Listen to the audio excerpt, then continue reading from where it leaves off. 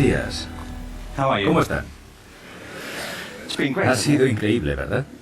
Estoy abrumado con todo esto. De hecho, me voy.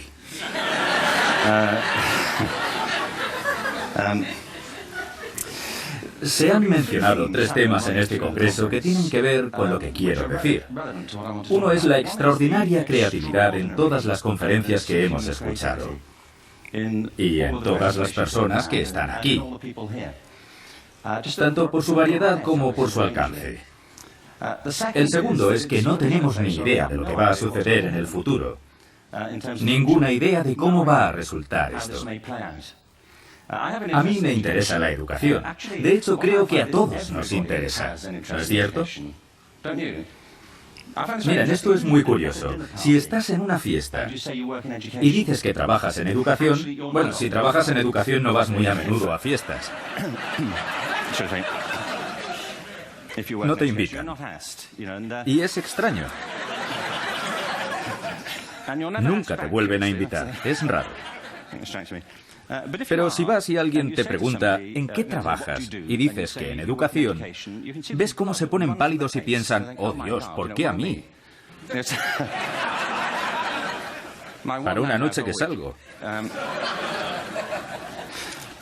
Pero si les preguntas por su educación, te arrinconan y no paran de preguntarte. Porque es una de esas cosas que llega a la gente, como la religión o el dinero. Yo tengo un gran interés por la educación. Creo que todos lo tenemos. Y ese interés se debe en parte a que la educación es lo que nos va a llevar hasta ese futuro que no podemos comprender. Fíjense, los niños que comienzan la escuela este año se jubilarán en 2065.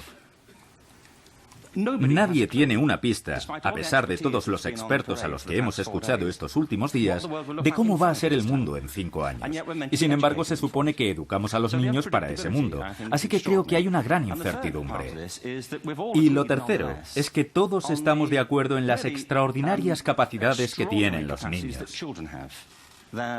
En su capacidad de innovación. Anoche, por ejemplo, Serena fue una maravilla, solo con ver lo que hace. Es fantástica, pero no creo que ella sea una excepción entre todos los niños. Es una persona extraordinariamente aplicada que descubrió su talento. Yo estoy convencido de que todos los niños tienen grandes talentos, que desperdiciamos sin piedad. Así que quiero hablar de educación y creatividad. Mi opinión es que ahora la creatividad es tan importante en la educación como la alfabetización, y deberíamos darle el mismo valor. Gracias.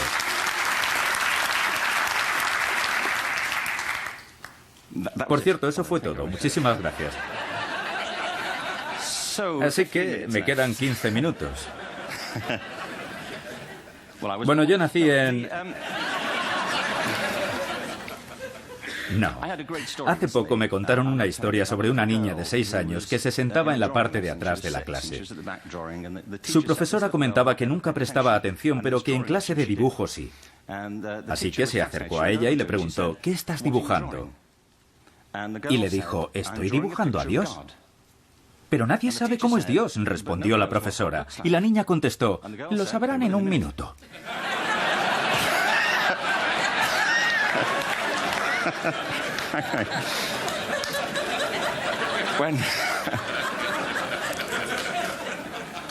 Cuando mi hijo tenía 4 años en Inglaterra, de hecho tendría 4 años en todas partes. Para ser exactos, tendría 4 años en cualquier lugar. Estaba en la representación de la Natividad. ¿Se acuerdan de la historia? Es una gran historia. Mel Gibson la contó. Puede que la hayan visto. Natividad 2. James hacía de José y estábamos encantados, ya que pensábamos que era un papel protagonista. Llenamos el lugar de gente con camisetas en las que ponía James Robinson es José. Él no tenía diálogo. ¿Recuerdan a los 3 Reyes Magos? Traen regalos, oro, incienso y mirra. Esto pasó de verdad. Estábamos viendo la obra y algo pasó. Creo que cambiaron el orden. Después le preguntamos, ¿salió todo bien? Y él dijo, claro, ¿por qué? Fue solo ese cambio de orden. En cualquier caso, los 3 niños entraron, con paños de cocina sobre la cabeza, pusieron sus cajas en el suelo y el primer niño dijo, traigo oro. El segundo dijo, traigo mirra. Y el tercero dijo, traigo pienso.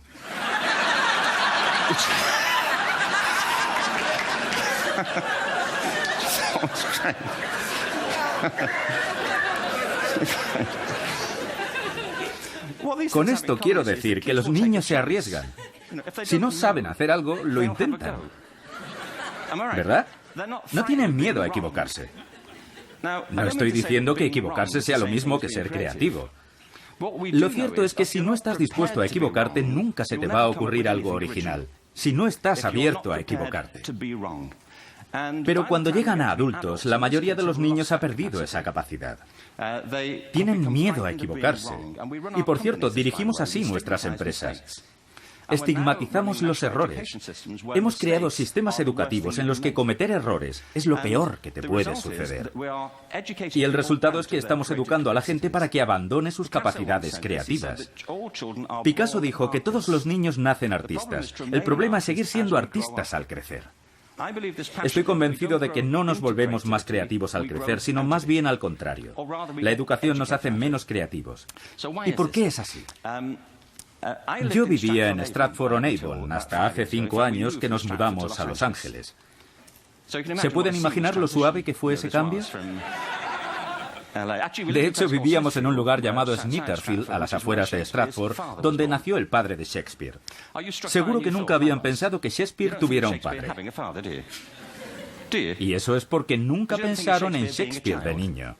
¿Se lo imaginan a los 7 años? Nunca pensé en ello, pero en algún momento tuvo esa edad y estaría en la clase de alguien.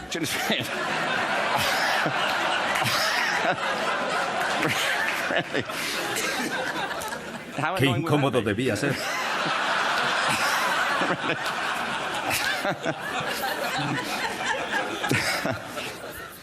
Debe esforzarse más.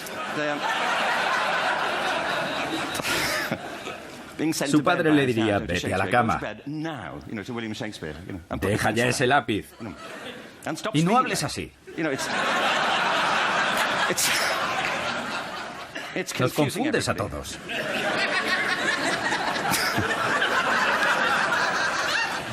Bueno, nos mudamos a Los Ángeles y solo les quiero comentar algo sobre la transición. Mi hijo no quería venir. Tengo 2 hijos. Él ahora tiene 21 y mi hija 16. Él no quería venir porque tenía una novia en Inglaterra. El amor de su vida. Sarah. Llevaban juntos un mes. Y ya habían celebrado varios aniversarios. Porque a los 16 eso es mucho tiempo. En el avión estaba muy alterado y me dijo, nunca encontraré a otra chica como Sarah. Y a decir verdad, estábamos contentos por eso.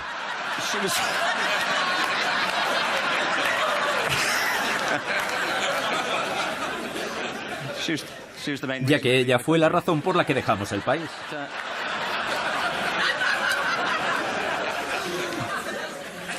Cuando te trasladas a Estados Unidos o viajas a otros países, te das cuenta de que todos los sistemas educativos del mundo tienen la misma jerarquía de materias. No importa a dónde vayas, en lo más alto están matemáticas y lengua, luego humanidades y por último las artes, en todo el planeta. Y en casi todos los sistemas hay jerarquías dentro de las artes. Arte y música tienen un estatus más alto en las escuelas de danza y arte dramático. No hay ningún sistema educativo que enseñe danza todos los días de la misma forma que enseñamos matemáticas. ¿Por qué? ¿Por qué no? Yo creo que es importante. Las matemáticas son muy importantes, pero también la danza. Los niños bailan todo el tiempo cuando les dejamos. Todos lo hacemos. Tenemos cuerpos, ¿no? ¿Me perdí esa charla?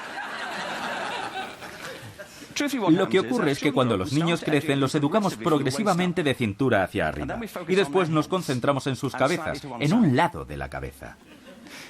Si un extraterrestre observara nuestra educación y preguntara ¿para qué sirve la educación pública?, teniendo en cuenta el resultado de quienes tienen éxito en este sistema, de quienes hacen todo lo que debe, de los ganadores, tendríamos que concluir que el propósito de la educación pública en el mundo es producir profesores universitarios. ¿O no? Son las personas que salen adelante. Yo solía ser uno de ellos, así que... Y me gustan los profesores universitarios, pero no deberíamos considerarlos como lo máximo a lo que puede aspirar la humanidad. Es solo una forma de vida. Son raros, y lo digo con afecto. Basándome en mi experiencia, los profesores tienen algo curioso. No todos, pero en general viven en sus cabezas. Viven ahí arriba y un poco hacia un lado. Están fuera de su cuerpo, de manera casi literal. Ven su cuerpo como un medio de transporte para sus cabezas. Una manera de llevar su cabeza a las reuniones.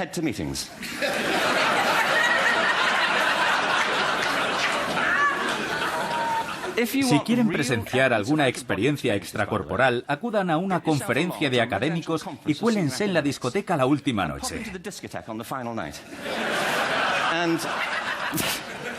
Y ahí los verán, hombres y mujeres adultos contorsionándose. A destiempo.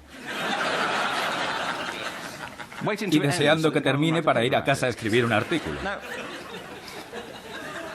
Nuestro sistema educativo se basa en la habilidad académica. Y hay una razón. Se debe a cuando fue inventado. No había sistemas educativos antes del siglo XIX. Todos surgieron para cubrir las necesidades de la industrialización. Así que se basan en dos ideas. Una, que las materias más útiles para el trabajo son las más importantes. Así que quizás le alejaron de lo que le gustaba cuando era niño, argumentando que así no encontrarían trabajo, ¿cierto? No hagas música, no serás músico. No hagas arte, no serás artista. Buen consejo, aunque hoy profundamente equivocado. El mundo está en plena revolución. La segunda idea es la habilidad académica que ha llegado a dominar nuestra visión de la inteligencia porque las universidades diseñaron ese sistema a su manera. De hecho, el sistema de educación pública parece un extenso proceso de admisión universitaria. Y como consecuencia, muchas personas brillantes y creativas piensan que no lo son, porque aquello en lo que sobresalían en la escuela no era valorado o era estigmatizado. Yo creo que no deberíamos seguir por este camino. Según la UNESCO, en los próximos 30 años se graduarán más personas en el mundo que las que lo han hecho desde el comienzo de la historia. Más personas. Esto se debe a la combinación de todo lo que hemos hablado, a la tecnología, a la transformación del trabajo y a la explosión demográfica. De repente los títulos no tienen ningún valor. Cuando yo estudiaba, si tenías un título tenías trabajo, y si no lo tenías era porque no querías. Yo no quería un trabajo, francamente. Pero ahora muchos jóvenes titulados tienen que volver a sus casas y seguir jugando con videojuegos porque se necesita una maestría para trabajar, cuando antes solo se requería el bachillerato. Es un proceso de inflación académica que indica que la estructura de la educación se tambalea. Debemos cambiar la idea que tenemos de la inteligencia. Sabemos tres cosas de ella. Primero, que es diversa. Interpretamos el mundo según cómo lo experimentamos, de forma visual, auditiva o cinestésicamente. Pensamos en términos abstractos o pensamos en movimiento. Segundo, la inteligencia es dinámica. Si observamos las interacciones del cerebro, como escuchamos ayer en varias charlas, la inteligencia es interactiva. El cerebro no se divide en compartimentos. De hecho, la creatividad, que yo defino como el proceso de tener ideas originales que tienen valor, a menudo surge de la interacción de diferentes disciplinas. En el cerebro hay un haz de nervios que une sus dos mitades, llamado cuerpo calloso. Es más grueso en las mujeres.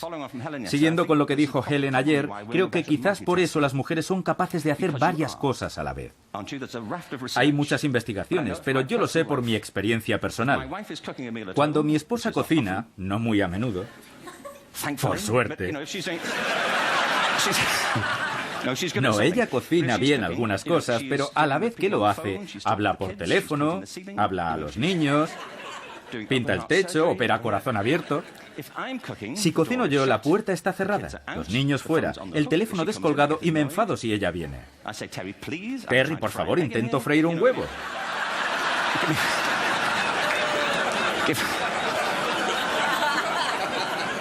Déjame en paz. ¿Conocen ese dicho filosófico que enuncia si un árbol cae en el bosque y nadie lo escucha, ¿realmente ocurrió? ¿Se acuerdan de aquel castaño? Hace poco vi una camiseta con la leyenda: si un hombre habla en el bosque y ninguna mujer lo escucha, ¿aún está equivocado?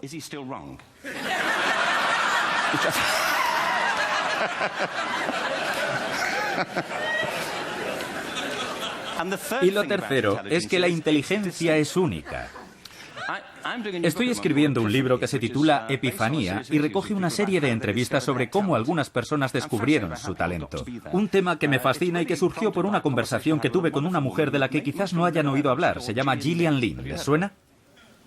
Algunos sí. Es coreógrafa y todos conocemos su trabajo. Ella hizo Cats y El fantasma de la ópera. Yo estaba en el consejo del Royal Ballet en Inglaterra, como pueden ver.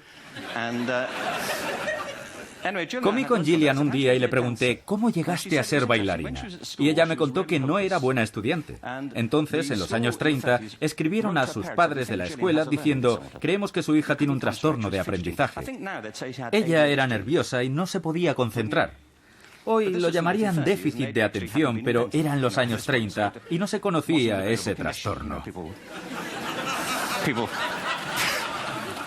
La gente no sabía que podía tener eso.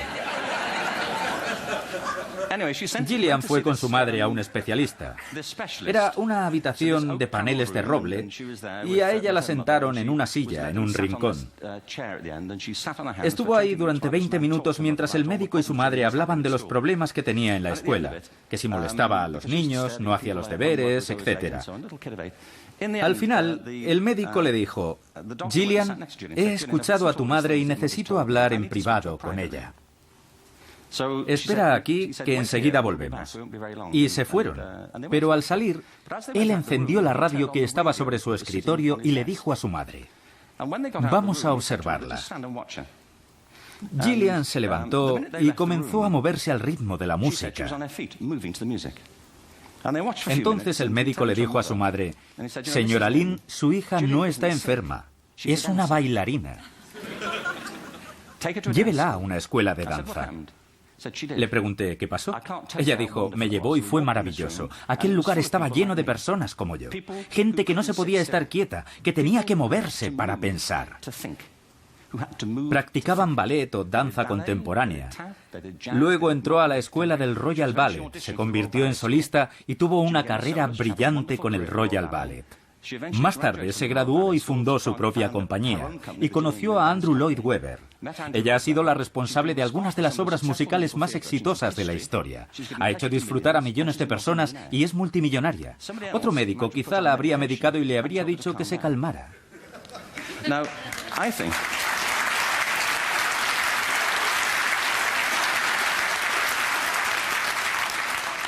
De esto se trata.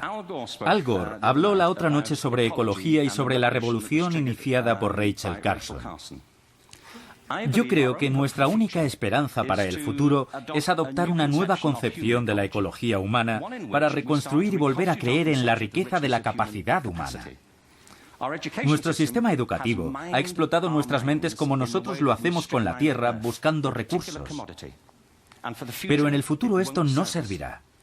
Debemos replantearnos cómo estamos educando a nuestros hijos. Hay una cita de Jonas Salk que dice, si desaparecieran todos los insectos de la Tierra, en 50 años desaparecería toda la vida en la Tierra. Si todos los seres humanos desaparecieran de la Tierra, en 50 años florecerían todas las formas de vida. Y tiene razón. Lo que Ted celebra es el don de la imaginación.